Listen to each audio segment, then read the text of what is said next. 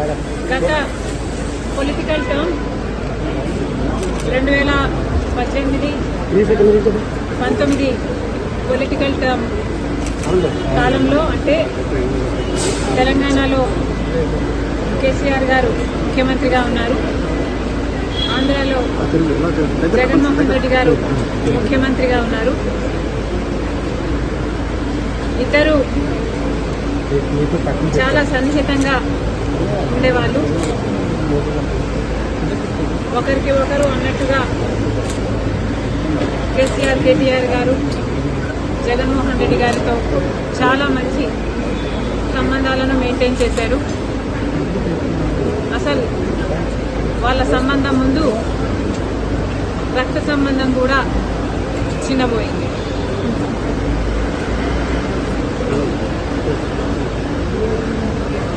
తెలంగాణలో phone tapping జరిగింది అన్నమాట ముమ్మాటికి నిజం. మరి ఈ ఫోన్ ట్యాపింగ్ వ్యవహారం తెలంగాణ ముఖ్యమంత్రి, ఆంధ్ర ముఖ్యమంత్రి కలిసి చేసిన జాయింట్ ఆపరేషను లేకపోతే ఇది షేర్డ్ ఇన్ఫర్మేషను నాకు తెలియదు. కానీ ఒక మాట అయితే స్పష్టంగా అర్థమైంది. అదేమిటంటే ఫోన్ ట్యాపింగ్ జరుగుతుంది. ఎంతమంది మీద జరుగుతుందో నాకు తెలియకపోయినా నా ఫోన్ ట్యాప్ అవుతుంది, నా భర్త ఫోన్ ట్యాప్ అవుతుంది, నా దగ్గర వాళ్ళ ఫోన్లు ట్యాప్ అవుతున్నాయి అన్న విషయం నాకు చాలా చాలా స్పష్టంగా అర్థమైంది. అసలు మా ఫోన్లు ట్యాప్ అవుతున్నాయి అనే అంశాన్ని నిజానికి నిర్ధారించింది వైవి సుబ్బారెడ్డి గారే. స్వయంగా వైవి సుబ్బారెడ్డి గారే హైదరాబాద్లో మా ఇంటికి వచ్చారు. మా ఇంటికి వచ్చి మా ఫోన్లు ట్యాప్ అవుతున్నాయి అన్న అంశం నిర్ధారిస్తూ మా ఫోన్లు ట్యాప్ చేసిన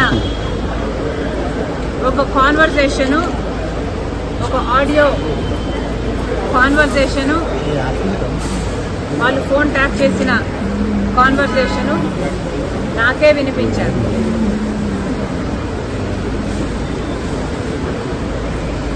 మరి ఈ విషయం సుబ్బారెడ్డి గారు ఇప్పుడు ఒప్పుకుంటారా అంటే నాకు తెలియదు, నాకు అనుమానమే. ఎందుకంటే జగన్మోహన్ రెడ్డి గారు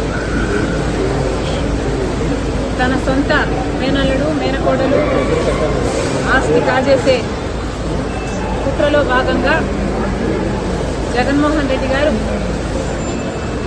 సాయిరెడ్డి గారికి, సుబ్బారెడ్డి గారికి ఎలా ఒత్తిడి చేశారో, ట్యూషన్లు పెట్టి మరి మీడియాలో ఎలా అబద్ధాలు మాట్లాడించారో సాయిరెడ్డి గారు స్వయంగా చెప్పారు. కాబట్టి ఇప్పుడున్న పరిస్థితుల్లో మరి సుబ్బారెడ్డి గారు ఈ విషయాన్ని ఒప్పుకుంటారో ఒప్పుకోరో నాకు తెలియదు. కానీ ఇది నిజమని నేను ఏ ఇన్వెస్టిగేషన్ ముందరైనా చెప్పగలను, బైబిల్ మీద ప్రమాణం చేయగలను, నా బిడ్డల మీద ప్రమాణం చేసి ఇది నిజమని ఎక్కడైనా చెప్పగలను. మరి ఇలా నా ఇంట్లోనే నా ముందరే ఫోన్ ట్యాపింగ్ చేసిన ఆడియోలు నాకే వినిపిస్తే మరి నేనేం చేశాను అని మీరు నన్ను అడగచ్చు. ఎందుకంటే ఫోన్ ట్యాపింగ్ అన్ఎథికలే కాదు, ఇల్లీగల్ కూడా. మరి అంత పెద్ద విషయాన్ని మా ఇంట్లో నా ముందరే బయట పెడితే నేనేం చేశాను అని మీరు నన్ను ప్రశ్నించవచ్చు. కానీ ఇక్కడ నేను చెప్పాలనుకున్న సంజాయిషి ఏమిటంటే, అప్పట్లో ఒకవైపు తెలంగాణలో కేసీఆర్ గారు ముఖ్యమంత్రిగా ఉన్నారు, ఆంధ్రప్రదేశ్లో జగన్మోహన్ రెడ్డి గారు ముఖ్యమంత్రిగా ఉన్నారు.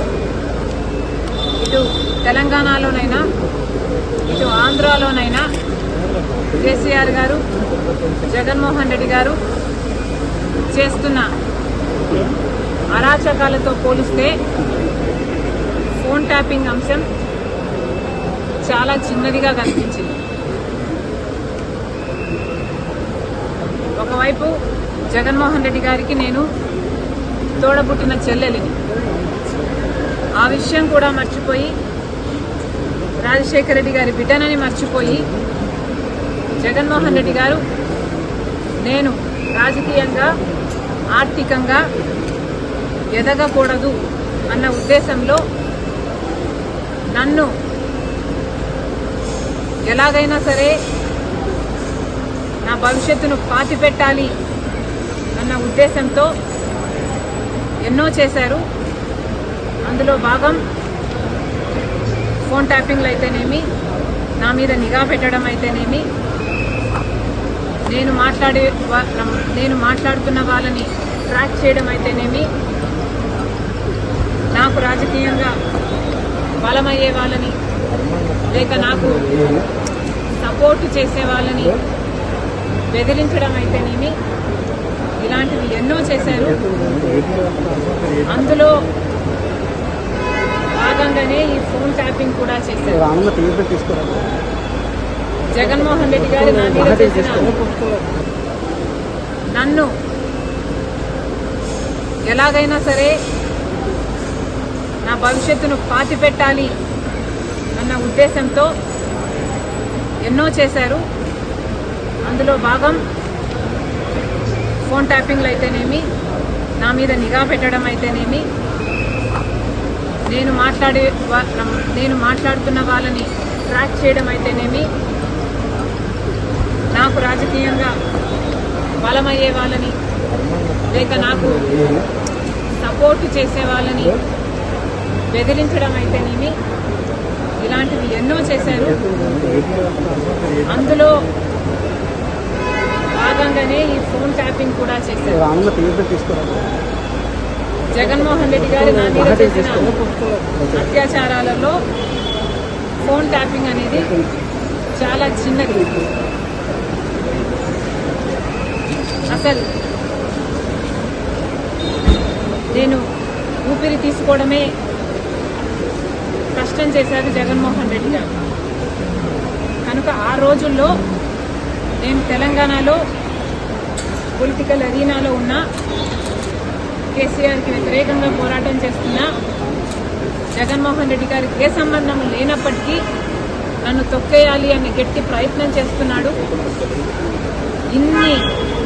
ఇంతమంది ఇన్ని ఫోర్సెస్తో పోరాటం చేయడం వాస్తవానికి నాకు చాలా కష్టంగా ఉండింది.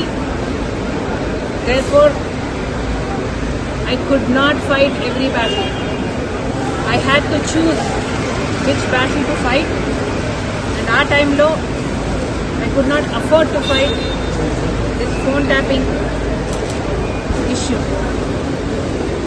నేను ఏ పోరాటాలు చేయాలి అన్నది నా సర్వైవల్ కోసం నేను పోరాటాలు చేస్తున్నా.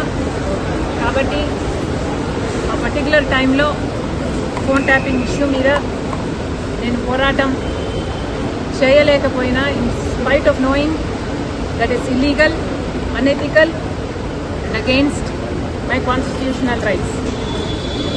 కానీ ఇప్పుడు నేను చెప్తున్నాను, ఫోన్ ట్యాపింగ్ జరిగిన మాట వాస్తవం, ముమ్మాటికి నిజం. ఈ కాన్వర్సేషను సుబ్బారెడ్డి గారు వైసీపీ నాకు సొంతంగా వినిపించింది. ఇది నిజం.